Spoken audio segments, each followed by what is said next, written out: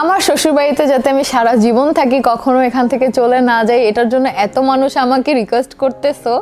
সোহার্দি বিন সুমনি আপু, তুমি আর তোমার শ্বশুরবাড়ি থেকে কখনো কোথাও যাবা না, তোমাকে এখানেই মানিয়েছে, অন্য কোথাও না। বিশ্বাস করো, তোমাদের ভাইয়ার সাথে বিয়ের পরে এই 4 বছরে আমার এই বাসায় আসার আগে আমি সব থেকে ভালো ছিলাম নদীদের বাসায়। মানে আমরা একটা বাসায় থাকতাম, ওটা আমাদের যারা এখন আসো কমেন্ট করো, 4 বছর ধরে আমাদের ব্লগ দেখবো কে কে দেখছো, ঠিক আছে। ওই বাসায় বারান্দা ছিল, 2টা বেডরুম ছিল, রিফাত জিহাদ ছিল তখন। ওই বাসায় আমরা থাকতাম, অনেক ভরপুর সুখ ছিল। তখন আমাদের একটা পেট ছিল হচ্ছে জোজো। তো জোজোকে নিয়ে আমরা থাকতাম, অনেক সুখী ছিলাম আমরা, অনেক। আমাদের মধ্যে কোনো থার্ড পার্সন ছিল না, কিচ্ছু ছিল না, আমরা অনেক ভালো ছিলাম।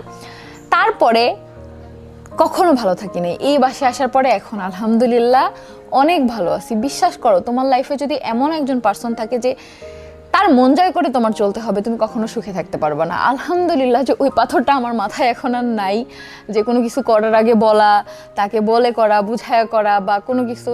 আলহামদুলিল্লাহ যে এটা থেকে আল্লাহ আমাকে মুক্তি দিছে, এখন অনেক ভালো আছি।